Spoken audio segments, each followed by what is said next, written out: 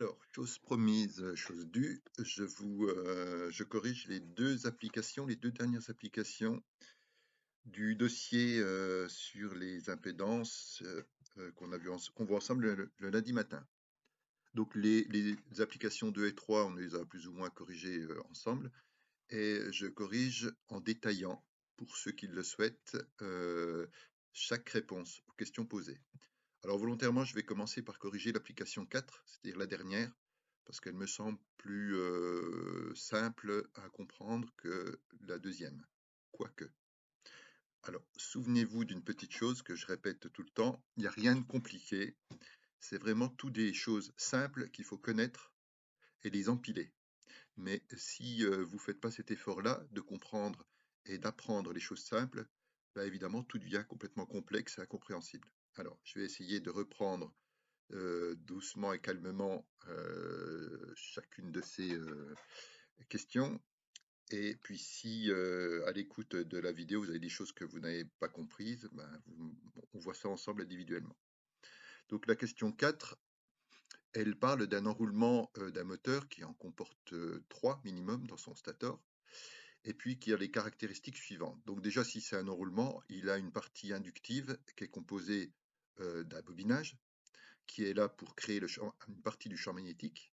Mais à partir du moment où on fait un bobinage avec du fil électrique, même si on ne veut pas, on a la résistance qui est symbolisée ici par le symbole R. Là, on a une résistance qui va s'opposer au passage du courant, qui est liée à la longueur du conducteur qu'on va utiliser et à la nature, c'est-à-dire le cuivre. Donc un enroulement d'un moteur, comme un enroulement d'un transformateur, comme une bobine de contacteur, on peut la modéliser par une partie inductive pure et une partie résistance pure. Alors qu'est-ce qu'on vous donne comme indication? On vous dit que cet enroulement est alimenté sous une tension de 230 volts, une tension simple de 230 volts, alternatif évidemment sous une fréquence de 50 Hz. Et lorsque cet enroulement est alimenté sous cette tension, il absorbe un courant efficace de 1,2 ampères. La résistance de ce bobinage, elle est notée dans l'énoncé, elle a été mesurée à 17 ohms. C'est-à-dire que cet enroulement a une résistance de 17 ohms. R égale 17 ohms. On vous demande de calculer la valeur de l'impédance Z de cet enroulement. Je vous rappelle que Z est aussi exprimé en ohms, mais quand on parle de Z, on parle du domaine alternatif. Alors déjà, pour commencer cet exercice, il y a des choses que vous devez avoir apprises, sinon ce n'est pas la peine de continuer, donc prenez le temps de le faire. C'est ce qu'on a fait ensemble. Apprendre au moins ces 2 formules, c'est-à-dire qui permettent de calculer la réactance d'une inductance, c'est-à-dire d'une bobine pure.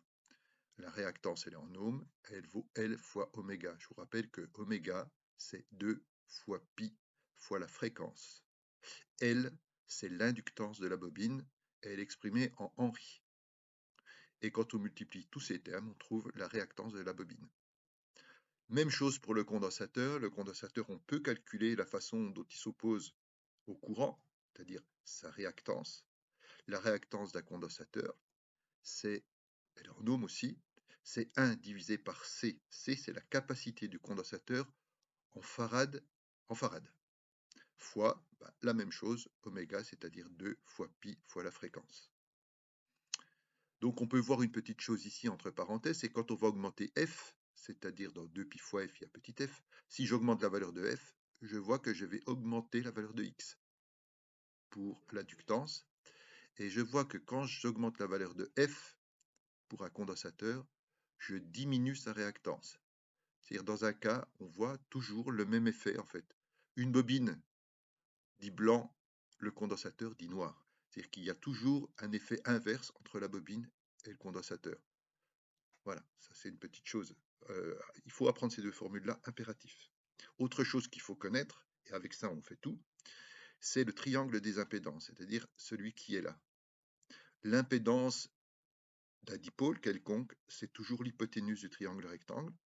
Sa résistance, c'est le côté adjacent, et le côté opposé, c'est sa réactance. Et ici, on retrouve l'angle qui est l'angle de déphasage entre le U que je mettrai entre A et B, c'est-à-dire la tension, et le courant qui traverserait ce dipôle. Et bien l'angle, on le retrouve, l'angle de déphasage, on le retrouve ici. Je n'ai pas dit le cosinus, j'ai dit l'angle de déphasage en degrés. Avec ça, normalement, on peut tout faire. Donc, je reviens à l'exercice. Alors, on demande de calculer l'impédance de ce dipôle ici. On a deux formules qu'on connaît pour calculer l'impédance. Soit Z est égal à la tension efficace qu'on applique sur le dipôle, divisé par le courant efficace qui va traverser ces deux éléments. Et bien, quand on fait une division de deux valeurs efficaces, on trouve l'impédance. On a une deuxième formule qui vient du triangle rectangle. Z est égal à racine carrée de R au carré. J'ai mis fois, erreur, plus, pardon, mettez bien un plus ici. Je corrige. Je vais essayer de le faire là, parce que c'est pas beau ce que j'ai fait. Donc, ici c'est un plus. Plus x au carré. Voilà, ça c'est Pythagore. On sait que dans cette formule, qu'est-ce qu'on connaît? Ben, on connaît pas R, enfin on connaît R, pardon, on connaît pas X. Donc si on connaît pas la réactance, on peut pas calculer Z. On a deux inconnus. Donc on va pas prendre cette formule-là. Et là, ici, on connaît U efficace, et efficace, c'est dans l'énoncé. U efficace vaut 230 volts, ici, et I efficace vaut 1,2 ampères. Donc, on a les deux valeurs, on les divise, pardon, et on a la valeur de l'impédance de la bobine. Voilà, donc n'ayez pas dans votre caisse à outils, vous avez plusieurs outils, plusieurs formules, il faut choisir la bonne en fonction des éléments que vous avez dans l'énoncé. Ça ne sert à rien de dire, bah oui, on a appris Z égale R égale racine carrée de R au carré plus X au carré, bah, je peux pas donner la réponse parce que j'ai pas X. Bah non, il y a d'autres formules qui existent et qu'il faut savoir utiliser. Donc il faut aller chercher le bon outil adapté. Une fois qu'on a la valeur de Z, on vous demande de calculer cette fois-ci la valeur de XL, qu'on ne connaissait pas ici. Alors, qu'est-ce qu'on connaît? On sait que XL, il apparaît dans la formule Z au carré est égal à R au carré plus XL au carré. Donc, j'ai bien le droit de dire que X carré, c'est Z au carré moins R au carré. Bah, si ça, vous ne le maîtrisez pas, il faut revoir vos cours de maths ou voir avec votre prof de maths. Ça, c'est une addition que je transforme ici en soustraction. À partir de là, c'est pas X au carré que je veux, c'est X.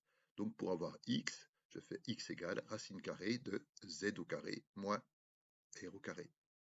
Je fais le calcul et je trouve XL est égal à 191 ohms. Voilà. Donc j'ai trouvé la valeur en fait de X. Question suivante, de calculer la valeur du déphasage. C'est que je dis déphasage, c'est phi, hein, c'est pas cosinus phi, on est d'accord. Mais voilà, donc trouver l'angle phi, c'est-à-dire cet angle phi qui est ici. Alors l'angle, bah, je pourrais le mesurer au rapporteur si je trace ce triangle rectangle, mais je peux aussi plus facilement passer par le cosinus phi. Donc je sais que le cosinus phi, c'est toujours le côté adjacent sur l'hypoténuse. Donc si je reviens à mon triangle, le côté adjacent, c'est R. Le côté adjacent, c'est le côté qui touche l'angle, d'accord? Mais qui n'est pas l'hypoténuse. L'hypoténuse, c'est le plus gros côté. Divisé par l'hypoténuse, c'est-à-dire Z. Donc cosinus phi est égal à R sur Z. Je rappelle qu'un cosinus est toujours compris entre 1 et moins 1 et n'a pas d'unité. Donc je fais cosinus phi égale 17, puisque c'est la valeur de R, sur Z qu'on a trouvé qui est 292. Et on trouve un cosinus phi de 0,088. Quoi? Ben rien, il n'y a pas d'unité. Pour trouver l'angle, là j'ai le cosinus, mais on me demande l'angle phi de déphasage. Pour trouver l'angle, vous faites sur vos calculatrices, en prenant la précaution de les avoir mis en degrés, vous faites phi, c'est-à-dire l'angle en degrés est égal à arc cosinus 0,088 et vous trouvez l'angle de 85 degrés. Sur certaines calculatrices, ça va être indiqué cos-1 souvent. Cos-1, vous faites cos-1 0,088 et vous trouvez l'angle en degrés. Et l'angle en degrés, vous voyez que ce n'est pas du tout la même chose que le cosinus de cet angle. D'accord? Voilà pour l'application, la dernière application en fait. Maintenant, on va faire la suivante, c'est-à-dire l'application 2. Alors, l'application suivante, j'ai essayé de bien la décomposer. J'ai sorti ma trousse de feutre de toutes les couleurs que j'avais quand j'étais en 6e. Et j'ai essayé de bien identifier toutes avec des couleurs pour que vous compreniez bien en fait qui est quoi. Alors, on va déjà reprendre l'énoncé. Dans cet énoncé, on a exactement besoin des mêmes choses dont je vous ai parlé au début. Voilà, rien de plus en fait que ça. Donc, je reprends l'exercice. Alors, on vous dit qu'un condensateur C qui vaut 470 microfarads, ici, je vais reprendre un petit stylet, qui vaut 470 microfarads, est en série avec une inductance qui vaut 0, L égale 0,8 Henri, et une résistance qui vaut R égale 470 ohms. Ces valeurs sont des valeurs propres à chacun des trois éléments. Ils ne varient pas en fonction de la tension de la fréquence. Ils sont propres à chacun des éléments. D'accord? Alors, petite parenthèse. Ce qui perturbe souvent les calculs, c'est ce petit micro qui est la microfarad. Microfarad, en fait, je vous l'ai noté ici, c'est égal à 10 puissance moins 6. 1 fois 10 puissance moins 6 farad. 1 divisé par 1 million, si vous préférez. D'accord? Donc sur vos calculatrices, il suffit de mettre, si c'est 470 microfarads, vous mettez 470, 10 exposant moins 6, et le tour est joué. On y reviendra si vous voulez là-dessus, je vous donnerai des petites combinaisons pour... mais bon, ça aussi c'est des maths, hein, donc ça a dû être vu au moins en, je sais pas moi, même pas en seconde, en quatrième, en troisième, ça. Donc il faut le reprendre, sinon on le revoit un petit coup ensemble si c'est ça qui vous gêne. Voilà, donc je les ai placés les trois en série, j'ai mis à chacun leur valeur ici. Qu'est-ce qu'on vous demande? Ben, on vous demande comment vous réagir la bobine et le condensateur, pardon, face au courant qui va les traverser. Comment ils vont résister au passage du courant, puisque c'est ça les réactances. Comment ils vont résister au passage du courant.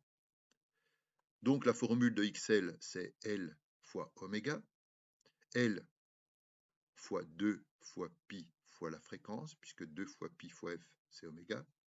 Je remplace par les termes que je connais, 0,8 fois 2 fois pi, 3,1416, fois 50 la fréquence.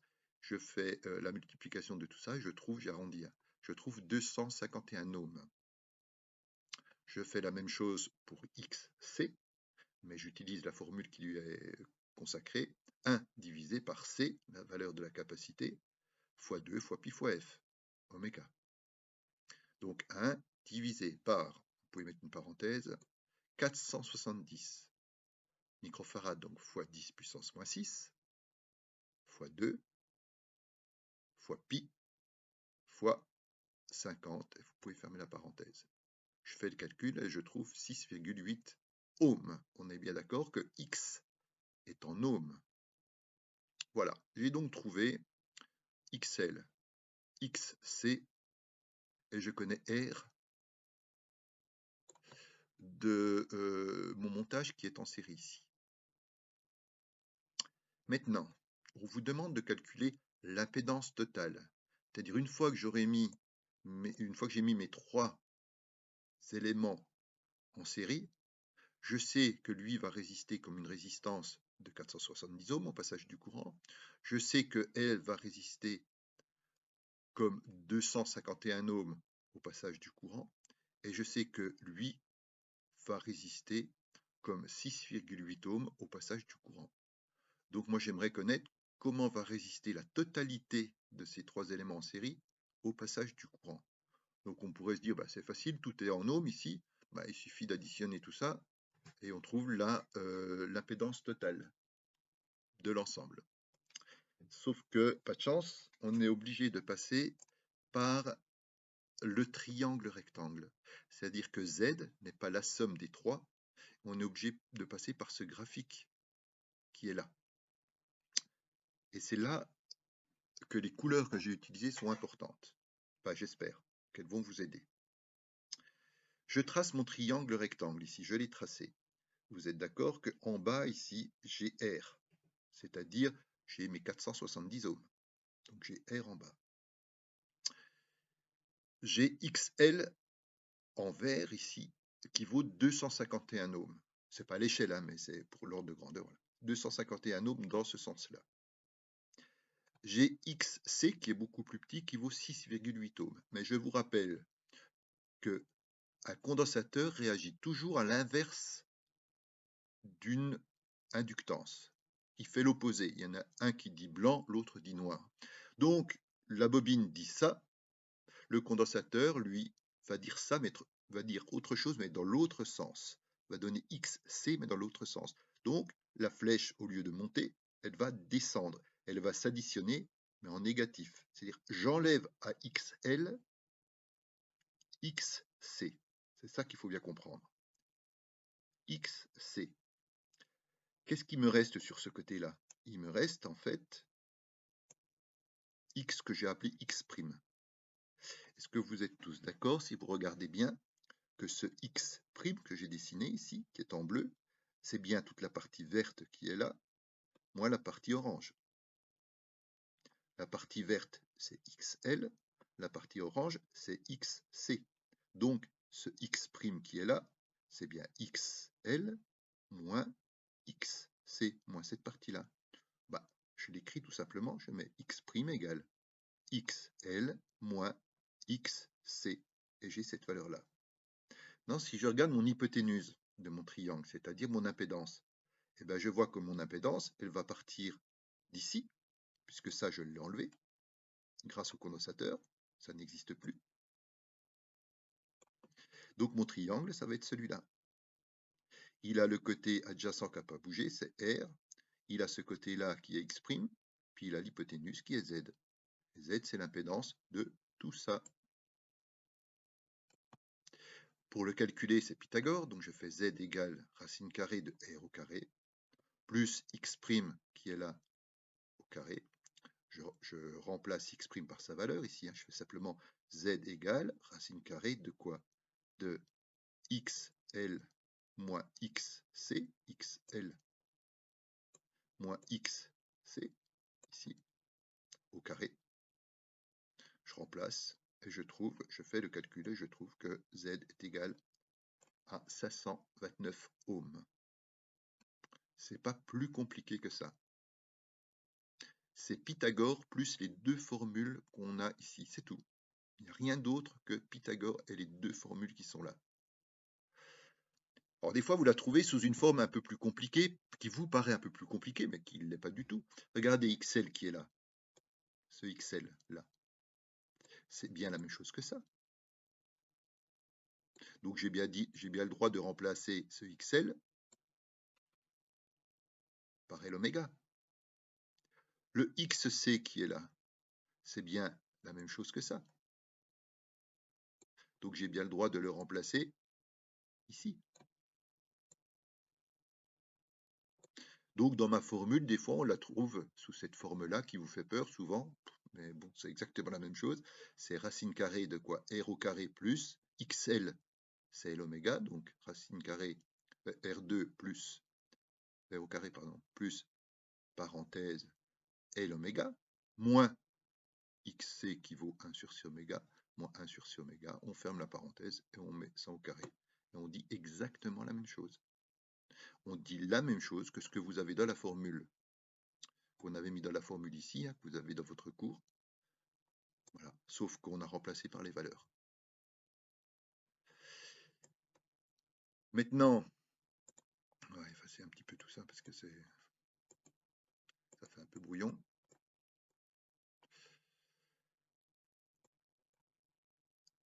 Hop, ça. Et puis là, après, c'est un jeu d'enfant puisqu'on vous demande de calculer le courant qui va traverser ce dipôle. C'est-à-dire ce dipôle-là. Quel est le courant qui va le traverser? Bah, le courant, c'est toujours du I, pardon, égal, c'est toujours des ohms, des volts, pardon, je vais y arriver, sur des ohms. Hein, I égale U sur R. Donc on part de la formule Z égale U efficace sur I efficace. On veut I efficace. On veut I efficace ici. Donc on transforme la formule. I efficace égale U efficace sur Z. U efficace, on le connaît, c'est dans l'énoncé. Z, c'est 729. Et on trouve à I efficace qui va traverser ma bobine, qui vaut 0,045 ampères, c'est-à-dire 45 milliampères. Voilà les deux exercices qui sont corrigés avec, j'espère, des informations qui peuvent vous aider. Mais voilà, ça passe quand même par, par apprendre des choses de base.